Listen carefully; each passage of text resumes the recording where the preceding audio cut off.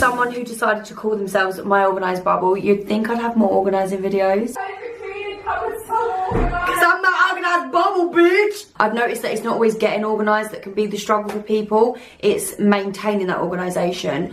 So I thought I would do a video on the habits that can help you with both. I was that weird child that would organise my mum's cupboards literally just for fun. But as I've got older, I've used organising as a way to clean less. I just spat everywhere. To tidy less and to overall make my life so much easier. Like, everything's faster when everything's organised. Having an organised home does not have to be effort, and like I said, it literally makes your life easier. So if you want an easier life, keep watching. And while you're here, subscribe, give the video a thumbs up. We can't talk about organising without talking about decluttering. Being brutally honest, if you've got too much stuff, you've got too much clutter, you're not going to have an organised home. Is that too blunt? It's true though, it's true. Declutter everything you really don't need. Give it away, give it to charity, sell it, I don't care. Declutter, declutter, declutter. What does that remind me of? Location, location, location. Declutter, declutter, declutter. This is not a video on how to declutter, but a few questions I run over before I declutter something, and something that helps me declutter. If I say declutter again, I'm gonna shut up. Am I realistically actually gonna use it again? And I don't mean once in the next 10 years. Am I really gonna use it? Have I used it in the past year? If I was in a shop right now, would I buy this? Do I even have the space for it? And I'd weigh up how much I need it versus how much room I got for it. Like my washing machine, I need to make room for that. But this random vase that I loved in HomeSense, do I need to make room for you? And with clothes, I feel like there's loads more questions I ask myself. This clutter has to get its way into your house somehow. It doesn't just appear, you buy it. If you feel like you're always decluttering, you must be always buying. Not blaming you, but it's your fault.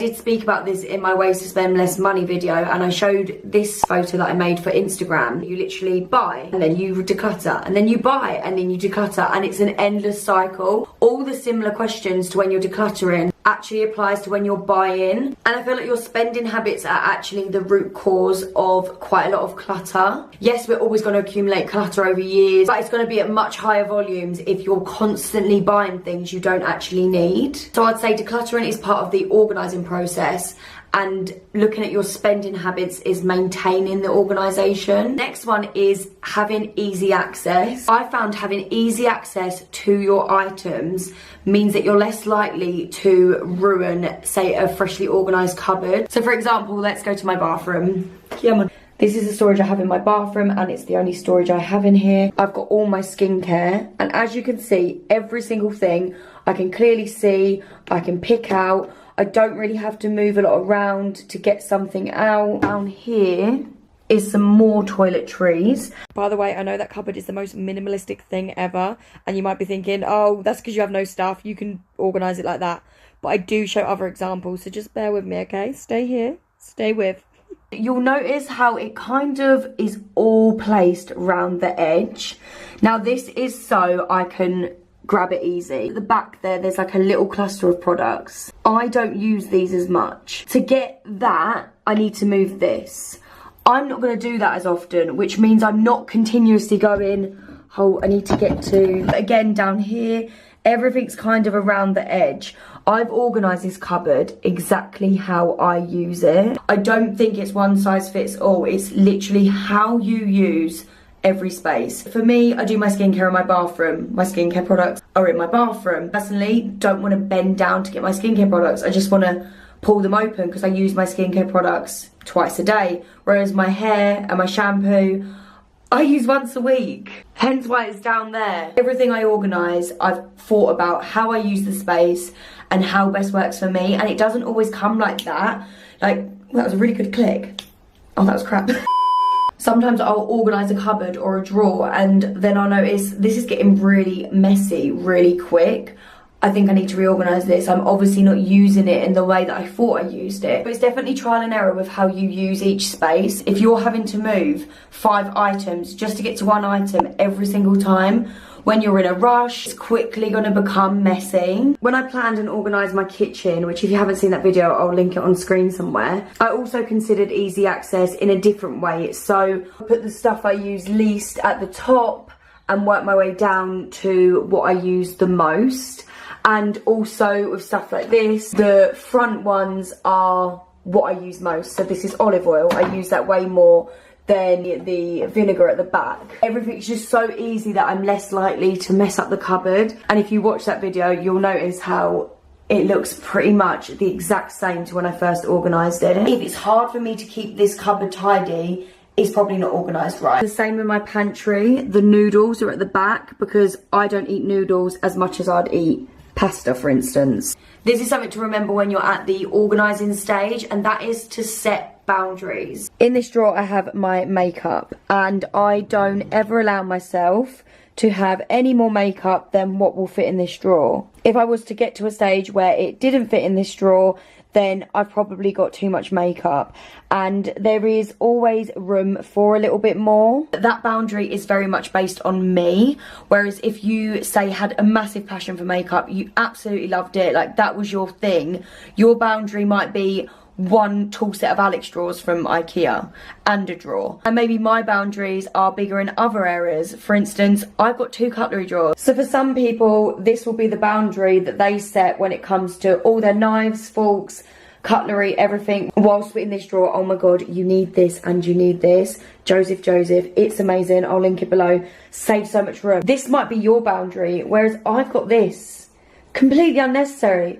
I just love gold. Next couple of tips slash habits kind of goes off the assumption that everything in your home has its own home. And one thing I make sure I do every single day, make sure that everything is back in its place. I personally choose to do this at night time because I find it motivates me in the morning. I think the night time's best just because then if you was to wake up and you're in a rush, you're not then having to deal with yesterday's mess. Like I said at the start, I do everything to make life easier. I find that if I build up loads of tidying and organising for the end of the week, it becomes a job. Whereas if I just do it as I go, it doesn't ever feel like I'm tidying, and it doesn't really ever feel like it's a chore. Do you know what I mean? I'll always make sure that if something takes under a minute, it's just a quick job, I will do it then and there. When I get a clothes order, there's 2 ways I'll do it.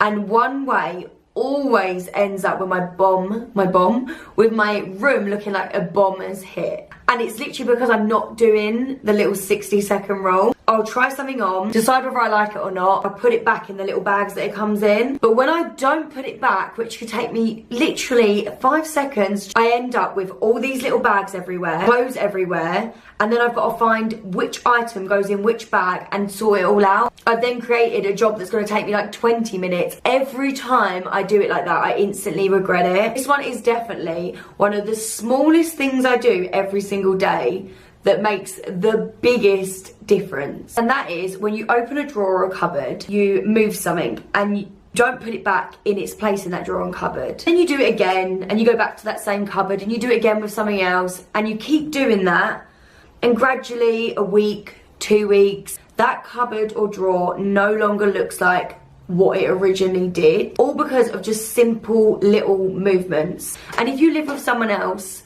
they might be the people that do this. But when I lived with one of my boyfriends, I made sure that if I opened a cupboard and I saw that my Dettol spray is not where it should be, I'll move it back and then get whatever I was getting out of the cupboard. Did he think it was a minor thing that wouldn't really make a difference? Yes. But did we always have organised cupboards and drawers?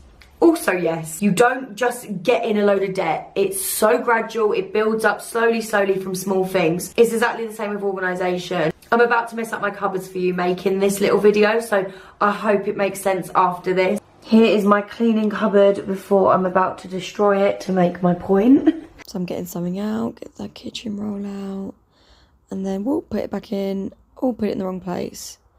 Get the cupboard again, get that out.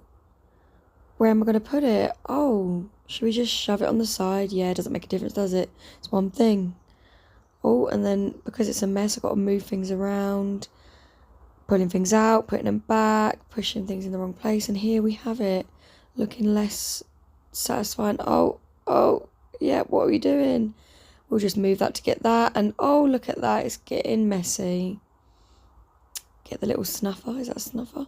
Don't know. Put it in the wrong place. Oh, the wipes. Should we put it back in that box? Nah, shove it in that one instead. Can you see? We see where we're going with this? Looks a bit crappy now. Oh, spraying. Let's put it in that box instead. So here it is after putting a few things back in the wrong place. Can you see how easily it is to happen there? I know it might look like I was just purposely messing it up, but it is just using something and putting it back in the wrong place. Imagine doing that over a month's time. I think as well, when we open a tidy cupboard and get something out, we're more likely to put it back in a tidy way. Whereas if it's already a bit messy, it's like me. I feel like you have less respect for things. I don't know if I've just made that up, but isn't that like a psychological fact? I probably made that up, but wouldn't that be interesting to do an experiment to see how people treat different cupboards? This last one I briefly mentioned. I got fluff on my lip. This last one I briefly mentioned in my kitchen organisation video. If you haven't seen that, I'll link it. I've probably already spoke about it, haven't I? I'm obsessed. People think I'm obsessed with this, but I'm okay with it. I am obsessed with it. Not falling for all the organisational gimmicks and gadgets there is out there. Now, don't get me wrong, I love an organisational whatever it is, but buying a box or some little tool that's going to organise something is not going to make you organised. I said what I said. Like I've said throughout this video, everything is dependent on how we use stuff, our own homes. Everything is very, very personal. And some of these little gimmicks and stuff, is that the right word? Trick or device intended to attract attention, publicity, or trade. So for example, I bought this. And I bought it because it looks pretty in someone's cupboards on a home account. And actually, it's not practical at all. Because it's round, I find that it's awkward. It's awkward to fit things in. If I was going to put cleaning products in, for instance, if this was a rectangular shape or a square shape, I'd fit more in. So sometimes it just isn't practical. Pretty doesn't always mean practical. I just made that up on the spot. Do you like it? Another example, and actually someone commented this in my kitchen video, about having a Lazy Susie here, so one of those little trays that spin that are a circular shape, and I actually had one in my Amazon basket, but having them in these two boxes gives me way more room and I can fit way more in than if it was a circular shape. It would take up the same amount of room as these two boxes but give me less room to actually put my stuff on. I also considered having a Lazy Susie for in here instead of this, but actually this takes up only this much room. It goes all the way to the back. A Lazy Susie, because of the shape, would take up way more room on this shelf, and this I can pull out. It's practical and it just works much better. If you've got the space, you can be way less practical and just make things look pretty. That's what I was able to do in my pantry because I've got a lot of room now and I could do that, but I still want to maximise the space where I can. Another example is my spices. I always found that getting my spices out of my box was really awkward. I couldn't see them clearly, whereas on these drawer organisers I can see everything, and personally for me I had a lot of free drawer space, so it made sense. First thought was to have these organisers from Amazon which come here and then they fold down and you can see all your spices, and whilst they look really good and they are practical as well, for my cupboards, I measured them and they would take up so much room that would lose me so much space for other things. Not only that, you don't need to buy these organisers. You can use a shoebox. You can use a jam jar to organise things in. Rinse it out after you're done and store paper clips in there. I don't know. You can't polish a turd if it's not organised, if it's cluttered up. Buying a fancy basket isn't going to solve all your issues, and it doesn't need to be expensive. I gradually bought these things and I'm kind of glad I did that because I learned how I use the space prior to buying the organisers. If I'd just gone out and bought loads of organisers when I first moved in, I don't think I would have bought the right ones for me. I don't think it's the organisers that make you organised, it's your habits that make you organised. Doing all these little things that, by the way, explaining it into a video sounds really long, but they're all such small, tiny things that don't feel like I even do, to be honest. I had to really sit down and think, why does my cupboard stay organised? Like, why is it not a mess? I'm going to try and do a really serious outro. You ready? As usual, thanks for watching. Make sure to give the video a thumbs up. like, no, I can't do it. Bye.